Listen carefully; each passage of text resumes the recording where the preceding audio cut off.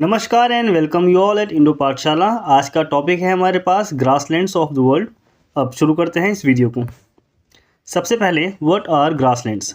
हम जनरली देखते हैं ऐसा एरिया जहाँ पे पेड़ पौधों का अभाव होता है। जनरली जो पेड़ होते हैं ना, उनकी संख्या कम होती है और घास ज़्यादा होती है, तो वही एरिया आपका ग्रासलैंड कहलाता है।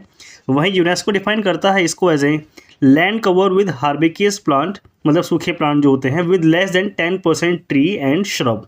तो grassland ecosystem are particularly fragile. ये फ्रजाइल होते हैं क्योंकि यहाँ पे पानी का हमारे को अभाव मिलता है, पानी की कमी होती है, तो ग्रासलैंड बन जाते हैं। ठीक है, इसको आप यहाँ देख सकते हैं। नेक्स्ट है हमारे पास टाइप ऑफ ग्रासलैंड्स। ये कौन कौन से होते हैं आप इस यहाँ पे मैप के थ्रू समझिए। Grasslands can majorly be divided into 2 parts. ये होते हैं आपके पहले ट्रॉपिकल ग्रासलैंड्स।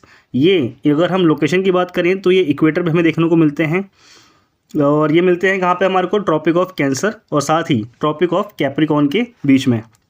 वहीं इस एरिया में क्या होता है, हमेशा सन शाइन करता है। वेदर जो है यहाँ का, क्योंकि हम लोग भी इसी बीच में आते हैं आधे, तो वेदर यहाँ पे हमेशा गर्म रहता है और यहाँ पे बारिश होती है। लेकिन वो ये जो यहाँ की मिट्टी होती है ना, ये इतनी उपजाऊ नहीं होती कि पेड़ों को ये जन्म दे दें, कि पेड़ों को बड़ा कर दें। तो यहाँ पे हमें झाड़ें देखने को मिलती हैं। नेक्स्ट है हमारे पास सेकेंड आपका टेम्परेट ग्रासलैंड। ये क्या होता है, टेम्परेट ग्रासलैंड है मोर ग्रास एंड श्रब। यहाँ पे जो झाड़ियाँ हैं ना, ये आपकी और घनी हो जाती हैं। इसके अलावा ट्रॉपिकल ग्रासलैंड के अपोजिट हमारे को टेम्परेट ग्रासलैंड में मिट्टी में न्यूट्रिशन का लेवल ज़्यादा देखने को मिलता है। ठीक है, यहाँ पे जो एरिया है वो ठंडा रहता है, क्योंकि ये ऊपर साइबेरिया वाला एरिया वहाँ पे चला गया, रशिया और उसके साथ का। तो यहाँ पे ठंडक मतलब मौसम है वो ठंडा रहता है। रेनफॉल यहाँ पे जनरली कम होती है, इसके ऊपर जाओगे तो रेनफॉल नहीं होगी। ठीक है, फिर वहाँ पे बर्फ़ पड़ती है डायरेक्ट। तो इसको आप समझ गए होंगे। अब आगे ये वर्ल्ड के वो एरिया हैं जहाँ पे आपको ग्रासलैंड देखने को मिलते हैं। ऊपर आप देख सकते हो टुंड्रा, यहाँ पे भी टुंड्रा देखने को मिलेगी। ये टुंड्रा वाला एरिया है, तो उसके नीचे मिलेगा आपको स्टेपीज़, सवाना और पंपाज। सवाना पंपाज आपको ये अफ्रीका और साउथ अमेरिका में भी देखने को मिलते हैं, और नॉर्थ अमेरिका में आपको मिलेंगे प्रेरीज़, और ये वेल्स ये भी मिल देंगे आपको अफ्रीका में देखने के लिए। तो इसको आप याद रखेंगे, इसको आप यहाँ से समझ सकते हैं। ओके, नेक्स्ट है यहाँ से कुछ MCQ हैं, इनके थ्रू करते हैं आगे को। Approximately how much area of the earth is covered with grasslands. तो आंसर है ऑप्शन बी, 25% एरिया। नेक्स्ट बात करें, 16 grasslands are found in which of the following places. तो आंसर है ऑप्शन ए, वेस्टर्न घाट्स में हमारे को देखने को मिलते हैं। वेस्टर्न घाट का सेंस इसको आप ऐसे समझ सकते हैं, ये है प्यारा भारत और ये वाला एरिया हमारा वेस्टर्न घाट है। ठीक है, तो next 16 grasslands are found in the Western Ghat, Anaimudi and Nilgiri Hills. वहीं अगर आप देखते हैं तो ये एरिया आपका बहुत सारी एंडेंजर्ड स्पीशीज़ का क्षेत्र है, जो बहुत सारी मतलब फ्लोरा फौना यहाँ पे देखने को मिलती है। बहुत सारी एंडेंजर्ड स्पीशीज़ हैं।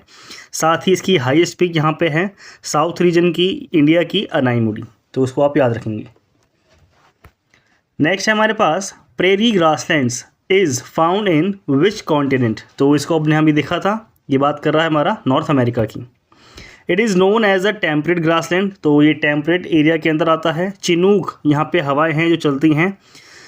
This plain is very fertile for wheat cultivation. तो गेहूं के उत्पादन के लिए एरिया काफ़ी फेमस है।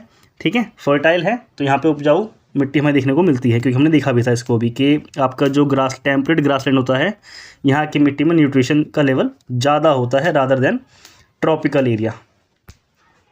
इसके अलावा आपका है विच of the following grasslands is found in New Zealand. तो न्यूजीलैंड में हमें देखने को मिलते हैं सी, काउंटरबरी। नेक्स्ट है हमारे पास the savannas are most wide spread in. So answer है ऑप्शन ए, ये आपको अफ्रीका में पूरा फैला हुआ हमें मिलता है। Next the wild treeless grassy plain in South America are called. तो ये मिलेगा आपको देखने के लिए पंपास। तो मतलब क्वेश्चन यही मिलेगा डायरेक्टली कि साउथ अमेरिका में आपको कौन सी घास देखने को मिलती है, तो वो है आपकी pampas. What is the name of mid latitude grassland in South America. तो ऑप्शन है बी, पंपास। तो साउथ अमेरिका में आपको पंपास देखने के लिए मिलता है, पंपास की झाड़ियाँ, मतलब उन झाड़ियों को हम पंपास बोलते हैं। Which of the following is not a temperate grassland. तो शीतोष्ण घास का मैदान कौन सा नहीं है, तो आंसर है ऑप्शन डी, जबकि पंपास, वेल्स और डाउन्स ये आपकी टेम्परेट ग्रासलैंड्स हैं। Which of the following temperate grasslands are found in Eurasia? तो answer is option C, steppes आपको यूरेशिया में देखने के लिए मिलता है। The grasslands pusztas is located in, तो ये देखने को मिलेगा आपको हंगरी में। Which of the following is located in South Africa? तो ये मिलेगा आपको वेल्ट, साउथ अफ्रीका में देखने के लिए वेल्स मिलता है। मैम ने पीछे मैप पे दिखाया था इसको आपको। आप इसको देख सकते हैं कि जो वेल्ट है इसको वेल्ट भी पढ़ा जाता है। ये बहुत चौड़ा एरिया है, मेनली जाना जाता है सदर्न अफ्रीका के रूरल लैंडस्केप के रूप में। नेक्स्ट है आपका pampas is a fertile land in B Argentina. तो अर्जेंटीना में मिलती हैं आपके पंपास के घास मैदान और ये काफ़ी फर्टाइल होते हैं। Rocky Mountains are bounded by which of the grasslands on their east? तो पूर्व में उनके देखने को मिलता है आपके प्रेरीज, घास के मैदान। Which of these animals is not found in the velds? तो जो देखने को नहीं मिलता है वो है आपका डोडो, जबकि लेपर्ड, चीता और कुडू यहाँ पे हमें मिल जाते हैं देखने के लिए। नेक्स्ट है लानोस। लानोस किस देश का घास का मैदान है?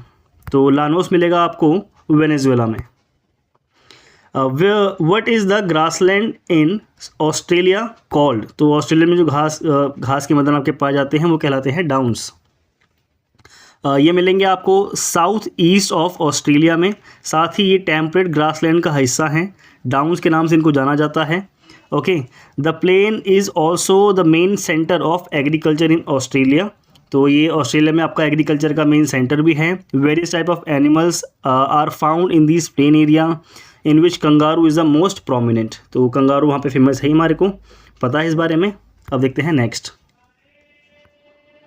इन which country are the tropical grasslands called patana found? तो आंसर इज सी, पटाना जो आपके ग्रासलैंड्स हैं ये मिलेंगे आपको श्रीलंका में। Patana grassland are found in Sri Lanka, ये ट्रॉपिकल ग्रासलैंड का पार्ट है। By what name are tropical grasslands found in plain of Brazil? तो ब्राज़ील में मिलेंगे आपको देखने के लिए campos. Campos is tropical grasslands, ये ब्राज़ील में मिलते हैं और ये ब्राज़ील में कॉफ़ी प्लांटेशन के लिए फेमस, यहाँ पे मिट्टी को हमारे को उपलब्ध करवाते हैं, जो आपका एरिया है वो मिलता है। What are the grasslands called selvas? तो सेल्वास मिलेगा आपको अमेजन बेसिन में। यहाँ होता है इस वीडियो का एंड। होप सो आप लोगों को अच्छा लगा हो। Thank you.